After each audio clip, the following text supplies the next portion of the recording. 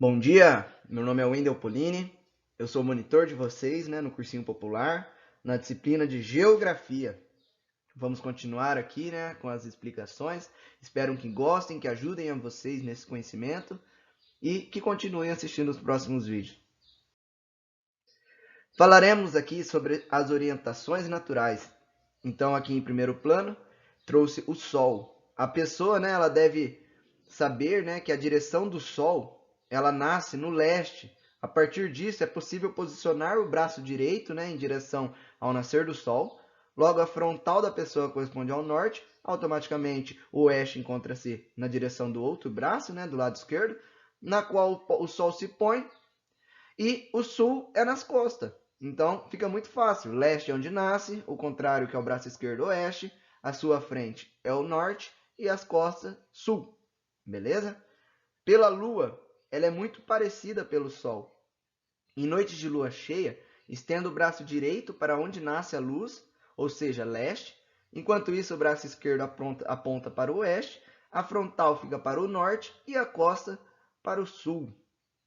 Pelas estrelas, já é mais incomum, vamos dizer assim, para nós alunos, vamos dizer, mas muito é usado para os navios, para as grandes tripulações.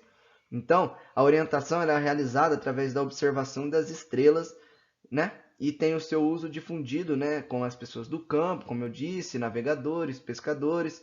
E neste viés, é necessário saber que existem diferenças entre os hemisférios em relação às constelações.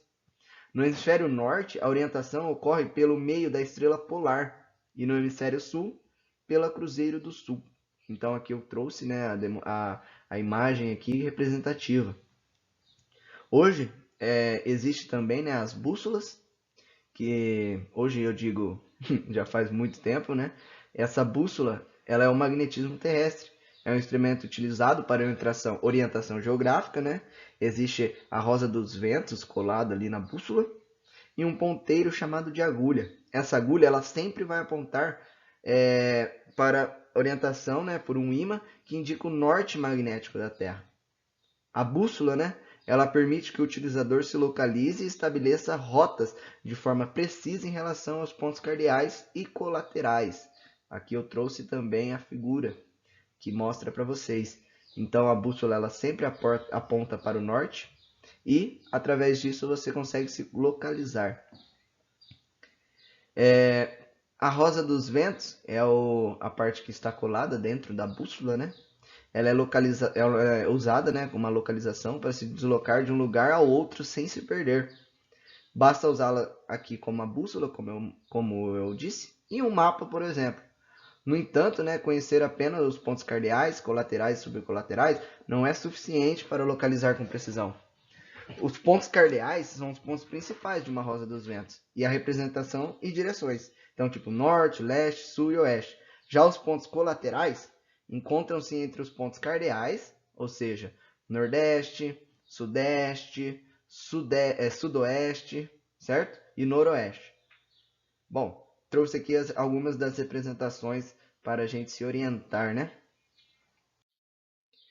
Já as coordenadas geográficas foi como eu mencionei anteriormente no vídeo anterior, que é algo muito importante relacionado aos meridianos e paralelos. Isso a gente consegue planificar e mostrar aqui as coordenadas, seja de países, cidades, navios, Bom, os paralelos, eles indicam a localização de um ponto da Terra de norte ao sul, como já mencionado, Isso através em relação à linha do Equador.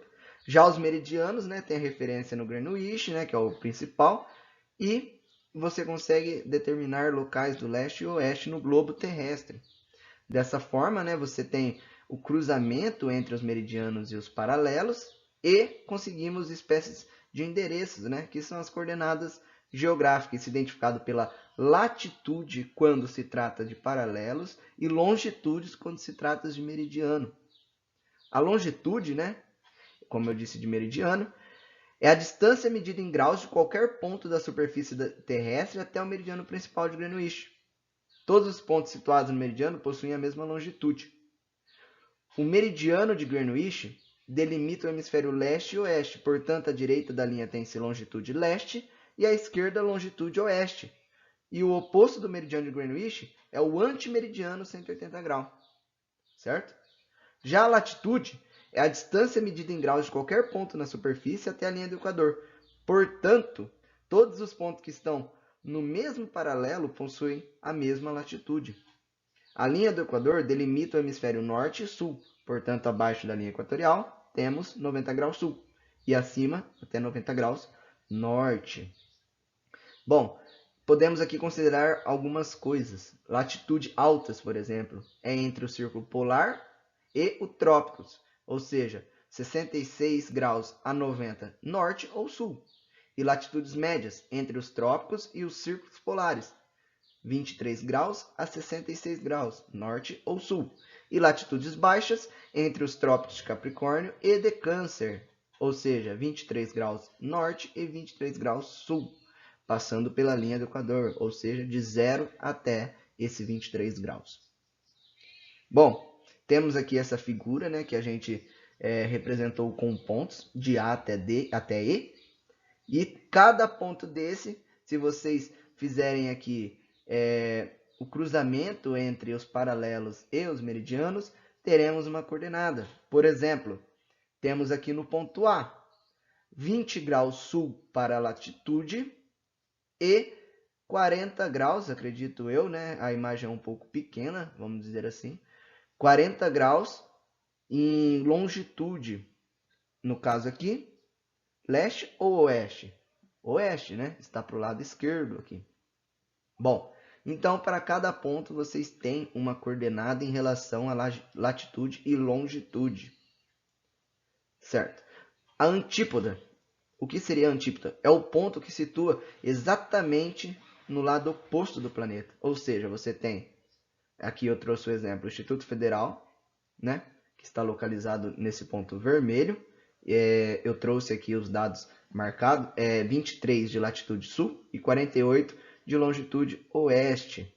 Então, para calcular a latitude da antípoda, muda o hemisfério da latitude. Logo, a resposta será 23, latitude norte. Então, a questão da antípoda para a latitude é apenas mudar o seu hemisfério. De 23 sul, ele vai para 23 latitude norte.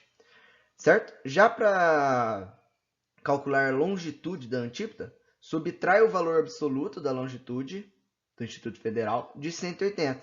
Então, se era 48, você pega 180 menos 48, vai dar 132 graus. E inverte o hemisfério.